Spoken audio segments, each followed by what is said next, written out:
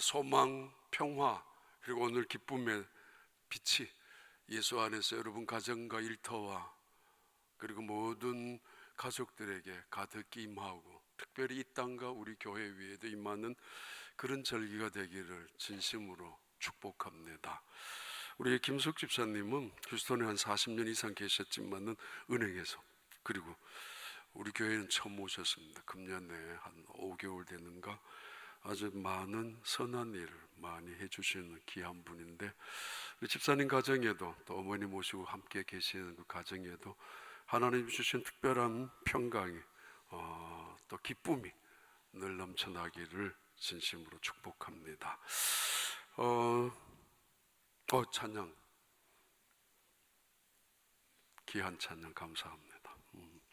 가끔씩 아니면 자주 느끼는데, 우리 일부 찬양 때는 연습할 때는 내가 안에서 듣잖아요. 일부러 듣는 게 아니고 시간이 20분, 30분 막 쫓기듯이 연습을 하고 일단 들어오면 너무 잘합니다. 연습 때는 조금 무대 체질인지 아니면 성령의 은혜 아니면 믿음으로 시작하는 거, 믿음에 다 맡기는 건지 늘 그렇습니다. 항상 하나님 믿음 가운데 하시니까 새벽 일찍 아침에 목소리도 잘 안 나올 텐데 왜 예수님인가? 아니, 왜 예수님의 구유인가? 오늘은 왜 예수님이 마리아의 몸에 태어나셔야 했는가? 왜 마리아인가? 라는 주제입니다. 왜 마리아인가? 왜 마리아인가라는 그 질문을, 항의를 쏟아낸 사람이 있었습니다. 요셉입니다. 왜? 하나님, 하필 그 많은 여자들 중에서 왜 마리아란 말입니까? 아들을 원한다면은 한나 같은 그 여자, 아들을 갖고 싶어서 그렇게 애를 썼던 그 여자, 눈물을 흘리고 서러웠던 그 여자에게 아들을 주셨다면 얼마나 기쁨이요 축복이 될 텐데, 아니 약속하셔서 아들을 주겠다고 그렇게 안타깝게 기다리게 25년이나 기다리게 하지 마시고 아들을 주시겠다고 약속하셨으면 바로 주셨, 그 사라에게처럼 아들을 주셨으면 얼마나 좋았지 않겠습니까? 온 가족들, 친척들, 동네까지 기적이라고 하나님의 영광을 돌릴 텐데 왜 마리아란 말입니까? 왜? 이미 구약에서 이사야 7장 14절에 보라 처녀가 잉태하여 아들을 낳을 것이다 라고 약속했다면은 처녀한테 하면 되지 않느냐고. 왜 내 정혼한 약혼녀에게 하냐 말입니다. 천사가 나타나서 그 너의 정혼녀, 약혼녀는 성령으로 잉태된 것이야, 하나님의 능력이 임한 거야, 그리고 큰 일이 이루어질 것이야, 그 아들의 이름을 예수로 해야 돼 라고 말씀을 하시고 지나갔지만은 꿈속에서 그는 여전히 믿겨지지 않습니다. 어쩌다가 덜컹 예 알았습니다 말은 했지만은 여전히 끊임없이 의심, 불만이 가득할 수밖에 없습니다. 왜? 하필이면 정혼한 내 아내란 말입니까? 내가 당하는 고통, 내가 당하는 이 불안 어쩌란 말입니까? 성경대로 말하면 그는 점잖은 사람이었고 의로운 사람이었고 그리고 입이 무거운 사람, 아주 그런 사람이었습니다.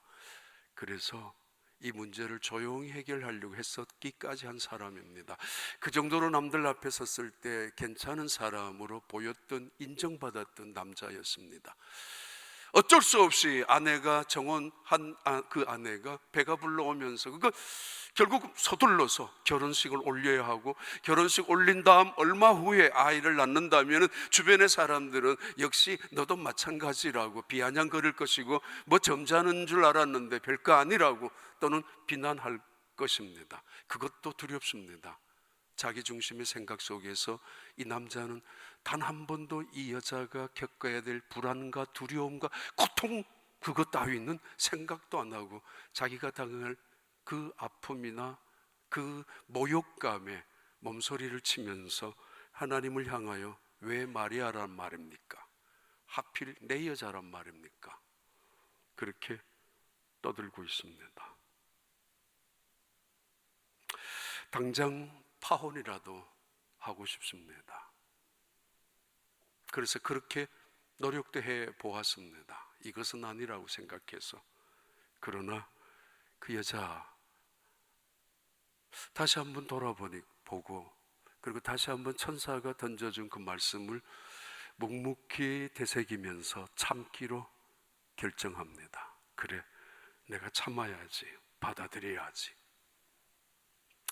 어느 날 아내가 3개월 동안이나 사라졌다가 다시 3개월 동안 후에 돌아왔습니다. 도망간 것이나 마찬가지이고, 남편의 그 멸시에 가득 찬 눈초리를 피해서 피신한 거나 마찬가지였을 것입니다. 근데 어느 날 3개월 동안이나 자기 친척 엘리사벳이라는 여자한테 갔다 온 이 아내, 말이 친척을 만나러 갔었지만 피신하고 온 이 여자 얼굴이 달라졌습니다. 그걸 보니까 더욱 불쾌하기 짝이 없습니다. 내가 속고 있는 거 아닌가? 정말 저 여자가 그 친척에게 갔단 말인가? 아니면 다른 남자가 있단 말인가? 왜 하필이면 마리아란 말입니까? 내 정혼한, 그리고 내 아내 마리아란 말입니까? 모든 남자나 모든 여자는 다 마찬가지일 것입니다. 결혼에 대한, 요즘 모르겠는데 로망이 있을 것입니다. 신혼에 대한 꿈이 있을 것입니다. 적어도 결혼하고 나면 이런 행복한 것을 체험하고 이루어 갈 것이라는 나름대로의 계획이 있을 것이고, 꿈을 꾸면서 결혼하는 법입니다. 근데 이 남자, 그 로망은 산산조각이 나고 말았습니다. 처음부터 깨어지고 말았습니다. 아이 날 때까지 가까이 갈 수도 없었고 가고 싶지도 않았기 때문입니다. 태어난 그 아이를 붙잡고 가슴에 품고 애굽으로 다시 도망가다시피 했었던 이 남자, 왜? 도대체 왜? 내가 여자 하나 잘못 만나서, 여자 하나 잘못 선택해서, 도대체 남들 다 생활하는 결혼생활, 행복한 그 가정생활, 그리고 다 축복 속에서 태어난 아들을 데리고 사는데 나는 왜 이 아이를 데리고, 도대체 이 마리아가 왜, 그리고 이 아이가 무엇 때문에 애국까지 도망해야 되느냐 말이에요. 끊임없이 왜 마리아란 말입니까? 그렇게 생각했던 사람 요셉입니다. 왜? 내가 지금까지 그렇게 잘못 살아온 것만은 아닐 텐데, 남들 다 결혼하고 남들 다 아이 놓고 남들 다 가정을 꾸려나가는 있는데 왜 내게 그것이 이루어지지 않느냐 말입니다. 처음부터. 왜 마리아인가? 마리아도 마찬가지입니다. 성경 보고 지나갈까요? 마태복음 1장 18절부터 20절까지입니다. 띄워봐요. 마태복음 1장 18절 우리 함께 읽습니다. 예수 그리스도의 나심은 이러하니라. 그의 어머니 마리아가 요셉과 약혼하고 동거하기 전에 성령으로 잉태된 것이 나타났더니, 그리고 그의 남편 요셉은 의로운 사람이라 그를 드러내지 아니하고 가만히 끊고자 하여, 20절, 이 일을 생각할 때에 주의 사자가 현몽하여 이르되 다윗의 자손 요셉아, 내 아내 마리아 데려오기를 무서워하지 말라. 그에게 잉태된 자는 성령으로 된 것이라. 24절 25절, 요셉이 잠에서 깨어 일어나 주의 사자의 분부대로 행하여 그의 아내를 데려왔으나, 꿈속에서 일어난 일입니다. 자, 25절, 아들을 낳기까지 동침하지 아니하더니 나음의 이름을 예수라 하니라. 그의 결혼 생활은 처음부터 솔직히 파탄이 난 그런 결혼이 되고 말았습니다. 또 한 여자, 다른 여자, 마리아, 그도 마찬가지입니다. 왜 나입니까? 왜? 세상에 수많은 여자들이 있는데 처녀한테 잉태를 해서 아이를 갖게 한다면은 나는 지금 정혼한 여자인데 왜 나에게, 다른 여자에게 할 것이지 왜 내게 그 일을 맡기시는가? 왜 나란 말인가? 천사 가브리엘이 나타나가지고 마리아에게 너가 성령으로 잉태한다. 끔찍합니다. 날벼락입니다. 왜냐하면 두 가지 이유입니다. 나는 남자를 모르는 여자입니다. 또 하나는 나는 정혼한 남편이 있습니다. 이건 뭐예요? 맞아 죽어야 되는, 온 두려움이 순간적으로 엄습해오는 그런 기쁨으로 천사는 말을 전하고 있지만은 온몸을 사시 떨듯이 떨어야 하는 한 여자의 입장에서 두려움입니다. 왜 나란 말입니까? 로마의 식민지 통치 시대에 조혼이 이루어집니다. 우리나라 임진왜란, 특별히 병자호란 때, 그때 우리나라 여자들이 일찍 결혼을 하면 12살, 13살에 다 결혼했습니다. 이유는 청나라에 또는 일본에 끌려가지 않기 위해서라도, 잡혀가지 않기 위해서라도 마찬가지였습니다. 유대 땅의 대부분의 여자들은 작게는 12살, 많게는 16살, 중간을 보더라도 12살, 13살 정도의 아주 연약한 가녀린 그 소녀에 불과한 한 여자에게 아이를 잉태한다는 사실은 무서운 일이고 공포입니다. 아십니까? 천사는 기쁘다, 평화다, 영광이다고 떠들고 있지만 이 여자에게는 캄캄한 죽음입니다. 사람들은 비아냥거릴 수도 있습니다. 저 여자 얌전한 여자 아니었어? 역시 얌전한 여자가 부뚜막에 먼저 올라간다 하고, 맞아, 그 말이 맞다라고 그 비아냥거림도 어쩌면 이 여자는 견딜 수가 있을런지 모르겠지만 남편으로부터 의심받는 눈초리는 도저히 자기 자신의 입장에서는 모욕 이상의 모멸감에, 이건 멸시입니다. 그렇게 살아오지 않았었거든요. 그런데 남편은 끊임없이 의심의 눈초리를, 또는 말 한마디도 쉽게 들리지 않을 것이고 또는 쉽게 하지 않을 것이고, 그런 상황 속에서 이 마리아는 하나님, 왜 나란 말입니까? 왜 꼭 나이어야 합니까? 나에게는 정혼한 남편이 있는, 남자가 있는데 말입니다. 왜? 그는 사실은 견딜 수 없는 불안, 두려움에 사로잡혀 있었을 것입니다.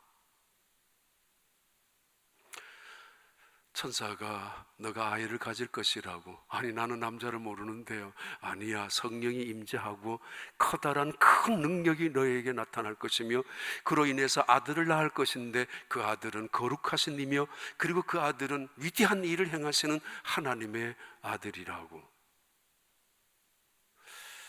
설마 그렇다 하더라도 이 말을 믿을 수 있는 사람이 있겠습니까? 설마 자기가 믿었다 해서 그 말을 남편에게 그대로 설명한다고 그 남편이 곧이곧대로 받아들이면서 야, 우리 축복이다, 우리 놀라운 하나님의 은혜가 이루어졌다라고 인정할 수 있는 남자가 이 세상에 누가 있겠습니까? 말도 되지 않는 말 하지 말라고, 무슨 변명 따위를 하느냐고. 맞아, 한국 같으면 처녀가 아이를 임신하더라도 핑계거리가 있다고, 핑계 없는 무덤이 어디 있느냐라는 것처럼 그런 절기, 성탄절의 절기의 시작입니다.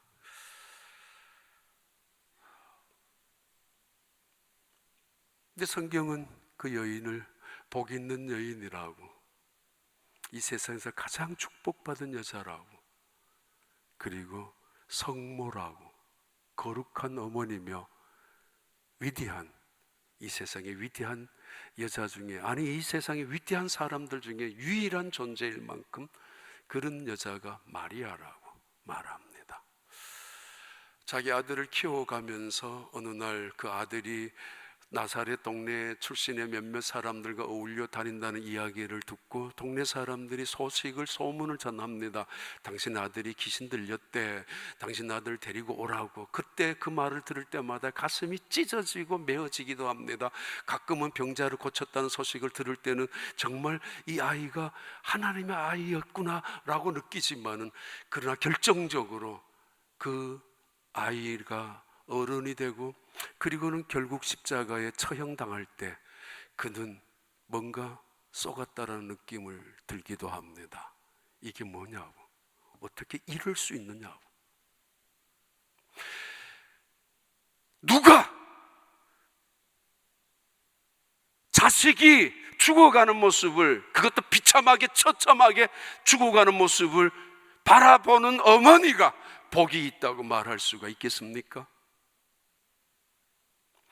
얼마 전까지만 하더라도 별별 이야기로 떠들었던 수많은 군중들, 백성들, 그 중에는 은혜 받은, 자기 아들로 통하여 은혜 받은 굉장한 사람들도 있었겠지만 모두가 함께 예수를 죽이라고 떠들어대었던 그 군중을 바라보면서 야속하다고 속상해 했지만은, 그러나 그 감정이 채 가시기도 전에 예수님은 침뱉음을 당하고 그리고 채찍을 당하고 십자가에서 못 박힘과 창찔림을 당하면서 피를 흘리고 그리고 온 살점이 찢어지게 됩니다. 얼마나 큰 고통이었는지 그 어머니가 눈을 감을 정도로, 눈을 감았지만 그 아들의 부르짖는 고통의 신음소리를 들으면서 가슴이 찢어지는 괴로움 속에서 그 십자가 밑에 한 걸음도 떠날 수 없었던 그 여인, 누가 그 여인을 복 있는 여자라고, 만세 일컬어 그는 성모라고 말할 자가 있습니까? 마리아가 이야기합니다. 왜 내 이여냐 하냐고. 그래서 그는 어느 날 엘리사벳이란 친척, 조금은 큰 언니뻘 되는, 도저히 아이를 가질 수 없는 그런 육체를 지녔던 엘리사벳을 찾아갑니다. 그분이 아이를 가졌다는 소식 때문에. 그리고는 그 엘리사벳을 만나자마자 놀라운 축복을 경험합니다.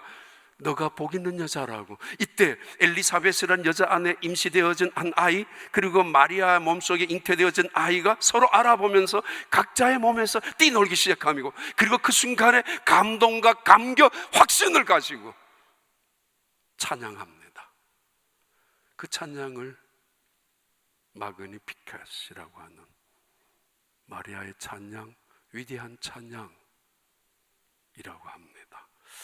볼까요? 누가복음 1장 26절부터 28절까지 한번 같이 읽습니다. 여섯째 달에 천사 가브리엘이 하나님의 보내심을 받아 갈릴리라는 나사렛 동네에서 가서, 그리고 다윗의 자손 요셉이라는 사람과 약혼한 처녀에게 이르니 그 처녀의 이름은 마리아라. 그리고 28절, 그에게 들으되 은혜를 받은 자여 복 있다는 거죠. 은혜를 받은 자여 복 있는 자여 평안할지어다, 주께서 너와 함께 하시도다 하니. 29절 30절, 처녀가 그 말을 듣고 놀라 이런 인사가 어찌함인가 생각하며 30절, 천사가 이르되 마리아여 무서워하지 말라, 너가 하나님께 은혜를 입었느니. 아니, 또 한 번 반복됩니다. 또 너 은혜를 입었다고. 아니, 이런 은혜는 안 받아도 괜찮습니다. 굳이 이건 은혜라고 말할 수도 없습니다. 어떻게 보면 이 가냘픈 여자에게는 저주일 수도 있습니다. 약혼한 남편을 두고 세상 사람들은 바람을 피웠다고 생각할 수 있기 때문에, 그럼 율법대로 그 여자는 돌에 맞아 죽을 수도 있습니다. 엘리사벳이라는 친척, 그 언니뻘 되는 아주머니 집에 갈 때 120km 정도를 갔었을 텐데 얼마나 외로웠을까요? 아무에게도 말할 수 없었으니까. 얼마나 힘들었을까요? 그 어린 여자의 몸으로 120km, 적어도 70마일을 걸어갔을 텐데, 그 무거운 몸으로, 힘든 걸음으로, 그리고 입덕까지 하는 그런 상황 속에서 어떻게, 그리고 얼마나 두렵고 불안에 떨면서 갔었을 거 아니겠습니까? 그런데 두 사람이 만나자마자 성령이 역사하면서 찬양으로 바뀌게 됩니다. 그 찬양이 그 위대한 오늘 본문의 이야기입니다. 누가복음 2장 34절부터 35절 다시 한번 읽겠습니다. 34절 함께 읽습니다. 시몬이 그들에게 축복하고 그의 어머니 마리아에게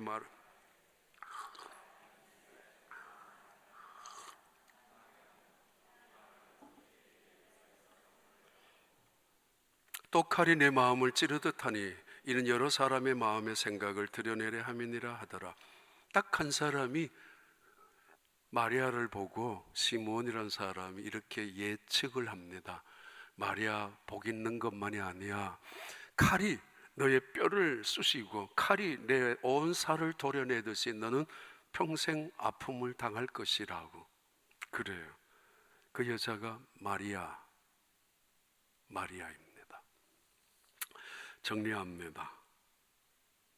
그것도 하나 볼까? 피에타라는 거. 피렌체에 살았던 미켈란젤로, 세계 3대 조각상 중에 하나이죠. 피에타. 띄워봐요. 호주 출신인 한 명이 여기 와서 망치로 두들겨 부쉈습니다. 한 번은. 왜냐하면 예수님은 부활하신 분인데 정신 이상자, 지금은 방탄 유리로 막아 놓았습니다. 한 번 더 봐요. 미켈란젤로의 최고의 작품 중에 하나이고 유일하게 그분이 이거는 피렌체 미켈란젤로가 만들었다고 자신의 사인을 남겼던 유일한 작품 중에 하나입니다. 하도 다른 사람들이 내 거라고 말하고 이건 누구가 만들었을 걸, 그러면 그 인간이 또 가만히 있고 하니까 전부 다. 그래서 결국은 이거는 미켈란젤로 거 내가 했다라고 했는데, 그리고 나서 후회했죠. 엄청난 후회를 했습니다. 미켈란젤로가. 왜냐하면 감히 하나님 앞에서 내 이름을 내다니. 온 세상의 구석구석에 있는 놀라운 하나님의 능력, 기적, 도저히 흉내낼 수조차 없는 꽃 색깔 하나 만들 수 있어요? 병아리 노란 색깔 하나 만들 수 있어요? 근데 저들끼리 나와서 노랗게. 이런 위대한 하나님의 작품 속에서 하나님은 그거 메이드 인 가드라고 말씀하신 적 한 번도 없고 사인한 적 없는데 내가 어찌 감히. 대단한 겸손이죠. 아니, 그게 진짜 겸손이죠. 뭐를 아는 거잖아요. 하나님을 제대로. 그 지나가는 이야기고, 그만큼 마리아는 자기의 아들의 죽음 앞에서 가장, 이 피에타라는 말은 비통함을 말하거든요. 이태리 말로 이 세상에서 가장 처절한 처연한 슬픔, 비탄을 의미합니다. 피에타라는 것이 그 비탄, 자신의 아들의 죽음을 눈앞에서 바라보는, 자신의 아들의 그 비참한 죽음을 어머니로서 바라봐야 했던 그 어머니의 심정, 그 슬픔을 표현해놓은 작품이 피에타입니다. 왜 하나님은 마리아를 택하셨는가? 첫째는 하나님은 가장 비천한 자리를 찾고 계셨고, 그리고 가장 비천한 자리를 통해서 긍휼을 베푸시는 분이기 때문입니다. 마리아의 고백이죠. 어찌하여 이 비천한 여자, 그것도 계집종이라고. 아니, 자기가 그렇게 비천한 여자는 아닙니다. 나사렛에서 그래도 볼품없는 시골 여자라고 할지라도 자기보다 못난 사람들도 훨씬 더 많을 수도 있습니다. 아니, 내가 왜 비천하느냐고 오히려 항의할 수도 있습니다. 그리고 자기 남편이 지금 약혼자가 있는데 자신을 이렇게 굳이 낮출 이유도 없습니다. 볼까요? 누가복음 1장 46절 48절, 그 위대한 마리아의 찬양이 속에서 나오는 시작이죠. 마리아가 이르되 내 영혼이 주를 찬양하며, 그래서 마그니피카시라고 합니다. 찬양하되 가장 위대한, 아주 강력한, 그리고 영원하고 그리고 확장되는 그런 찬양을. 그러면서 내 마음이 하나님 내 구주를 기뻐하였음은, 이 마리아의 위대한 찬양을 의미합니다.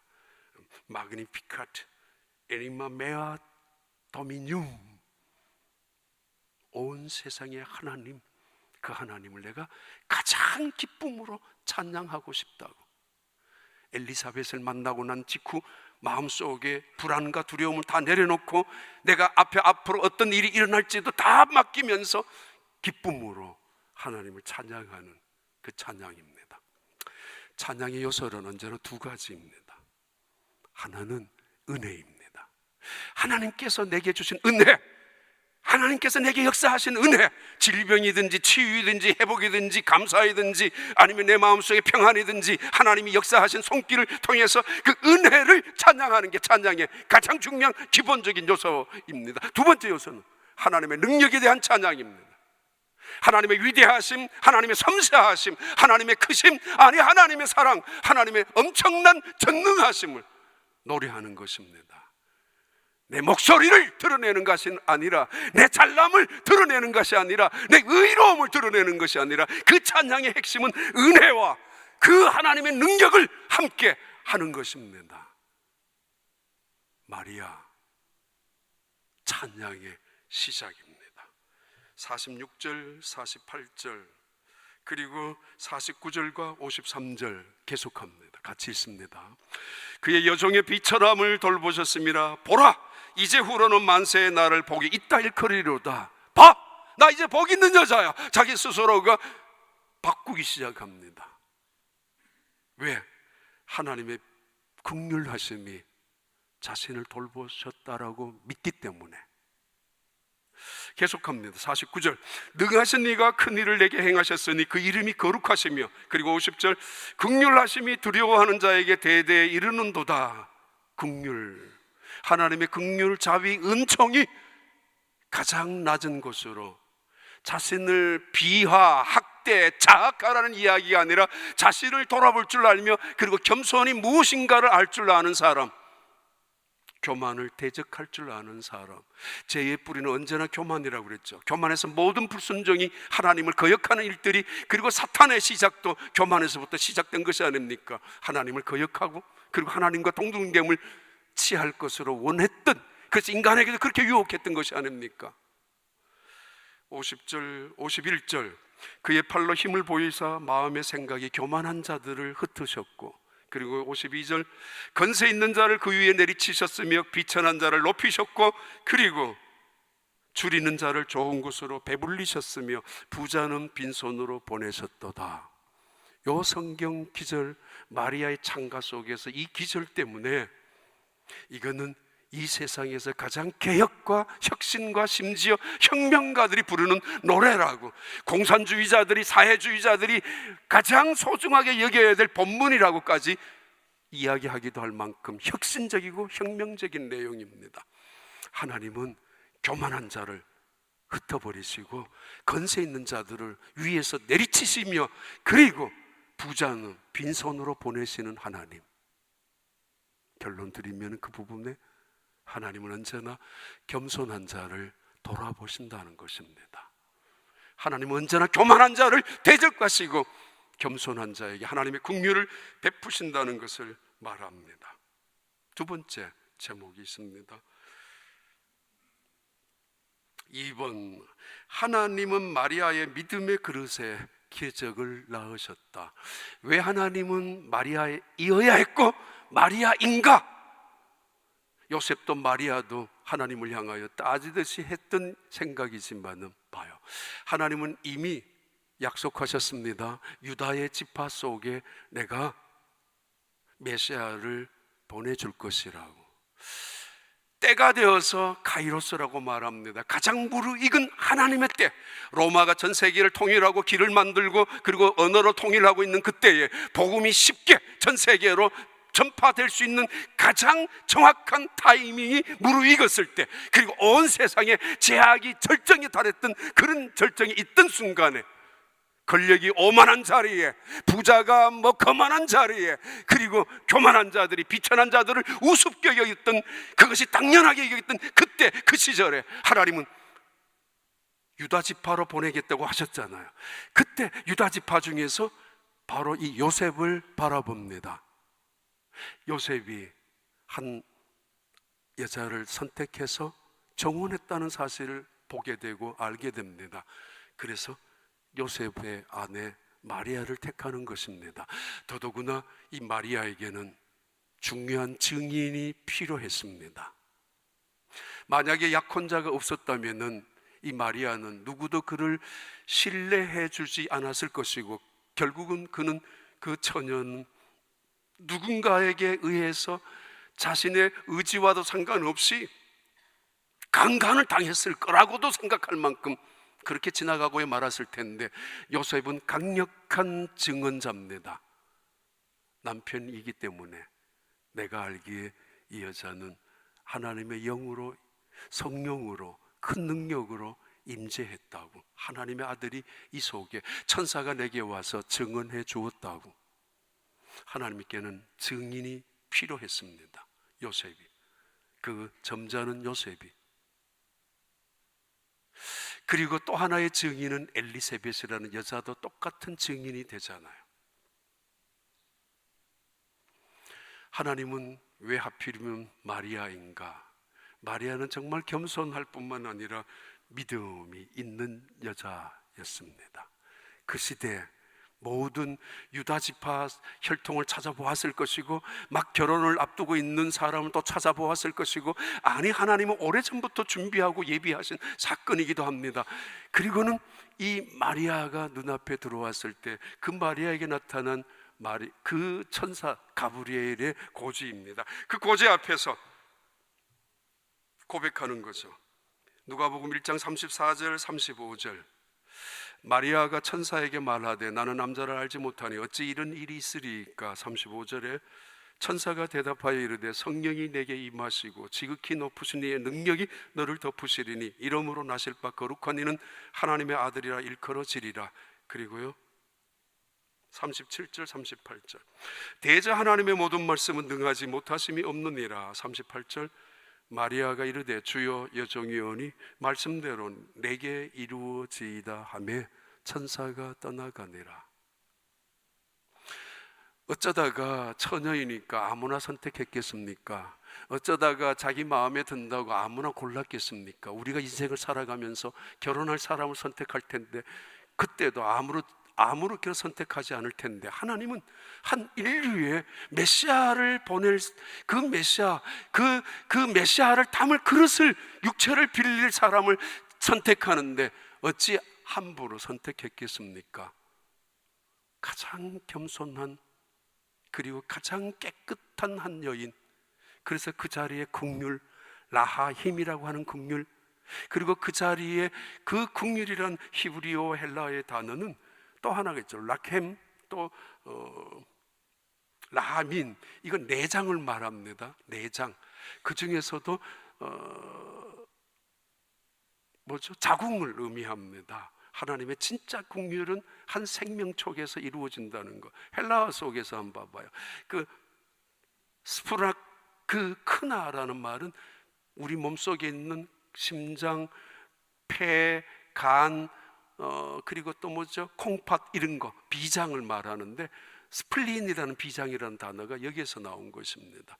아무튼 하나님의 그 최고의 국률은 언제나 깨끗한, 가장 낮은 자리, 겸손한 자리, 스스로가 나를 비천하다라고 고백할 수 있을 만큼 그런 자리에 국률이 이루어지지만은, 기적이란, 하나님의 능력이 나타나는 기적이란 믿음의 그릇을 통해서 이루어지는 것입니다. 믿음의 그릇을 통해서. 이 마리아 믿음 봐요. 주의 말씀대로 내게 이루어지기를 원합니다. 이 땅에 지금까지 이런 일은 한 번도 없었습니다. 앞으로도 있을 수도 없을 것입니다. 이 비슷한 연극이 있었죠. 영화도 신의 아그네스라고. 영화 오래전에, 영국도 지금도 할는지 모르지만 오랫동안 해왔던 신의 아그네스. 그게 한 수녀원의 수도사에서 일어난 수녀가 아이를 가졌는데 이게 진짜냐 아니냐 그것을 파헤쳐 나가는 그런 건데, 나중에는 정말 있을 수 있다, 하나님이 함께 하시면 성모 마리아의 탄생을 증명하기 위한 연극, 그런 시나리오이기도 했습니다. 믿음, 이 여인의 믿음은 대단한 믿음입니다. 37절 38절 다시 한번 볼까요? 주의 말씀대로 이루어지기를 원합니다. 자, 그래 지나가요. 3번 마지막 결론입니다. 하나님은 마리아의 헌신을 통하여 구원을 시작하셨습니다. 하나님의 국률하심이 머무는 자리, 겸손한 사람에게 정말 자기 집착을 가지면 절대로 겸손할 수 없습니다. 그리고 하나님의 기적이 나타나는 그 자리, 믿음의 그릇입니다. 능하신 이가 나에게 큰 일을 행할 것이다 라는 사실을 받아들이며, 더 나아가서 그 말씀이 내게 이루어질 수 있다라는 사실을 믿음으로 확신하는 것입니다. 그 찬양이 위대한 마리아의 찬가이기도 합니다. 그리고 결론은 하나님은 마리아의 헌신을 통하여 구원을 시작하셨습니다. 1장 38절 볼까요? 마리아가 이르되 주여 여정이 오니 말씀대로 내게 이루어지이다 하며 천사가 떠나가니라. 그리고 44절 45절 보라 내 문안하는 소리가 내게 들릴 때에 아이가 내 복중에서 기쁨으로 뛰놀았도다. 45절 주께서 하신 말씀이 반드시 이루어지리라 하고 믿은 그 여자에게 복이 있도다, 복이 있도다. 그리고 54절 그 종 이스라엘을 도우사 긍휼히 여기시고 기억하시되 우리 조상에게 말씀하신 것 같이 아브라함과 그 조상에게 자손에게 영원히 하시리로다.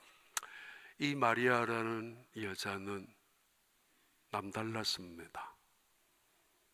미안하지만은 늘 제가 만약에 목사가 아니었다면 저도 마찬가지, 아니 어쩌면 더 했을 수도 있을 거예요. 목사니까 돈 받고 하는 사람이잖아요. 연말이 되면은 나 이거 못합니다, 저거 못합니다, 아니 연말 되기 전에 내년엔 죽어도 이거는 나한테는 안 맞습니다, 반납합니다, 이럴 수 있잖아요. 바쁜 일이 생기고 몸이 안 좋고 아니면 여러 가지, 이거 꼭 내가 왜 이런 희생을 해야 돼? 뭘 그냥 내가 혼자 다니는 믿음도 힘든데 무슨 헌신이냐라고 생각할 수도 있습니다. 이해가 많이 갑니다, 솔직히. 그래서 미리 혹시 나 못한다고 말했던 사람들, 저거 뭐야 목사 또 내 말 하는가? 상관없습니다. 그거는 들은 적이 별로 없기 때문에. 아니 다 그렇습니다. 다 듣기 다 똑같은 말이니까. 이 마리아 봐요. 이스라엘 민족을 생각합니다. 아브라함의 자손을 생각합니다. 하나님께서 아브라함에게 약속하신 그 약속이 무엇인지는 정확히 알 수 없지만은 하나님께서 아브라함을 통하여 약속하신 그 약속이 내 속을 통하여, 내 몸을 통하여, 나로 통하여, 내 믿음을 통하여, 나의 겸손을 통하여 이루어질 수만 있다면 나는 기꺼이 앞으로 내가 돌에 맞아 죽는 한이 있다 할지라도, 내가 수많은 사람들에게 빈정거림과 모욕을 당하고 침뱉음을 당한다 할지라도 나는 기꺼이 이 일을 감당할 것이라고, 그 고백, 그 찬양입니다.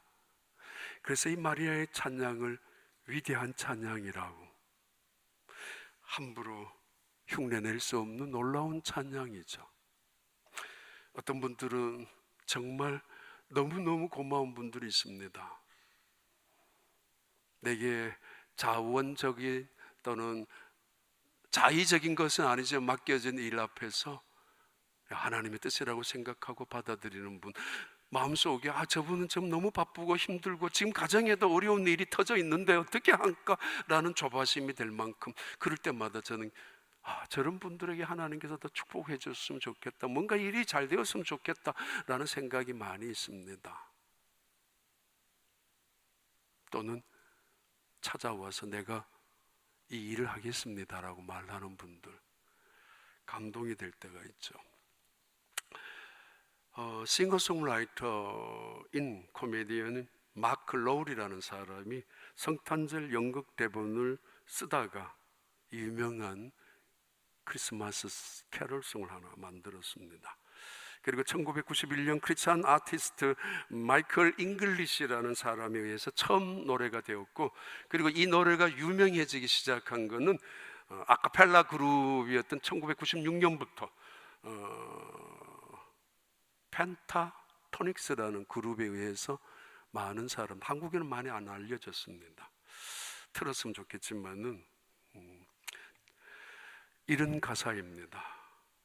Mary, did you know 마리아여, 당신은 알고 있었습니까?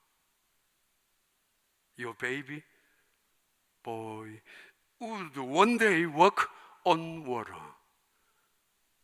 당신의 베이비가 언젠가는 바다 위를 걸을 수 있다는 사실을 당신은 알고 있었습니까? 당신은 알고 있었나요? 당신의 아기가 우리들의 아들과 딸을 구해 주리라는 것을.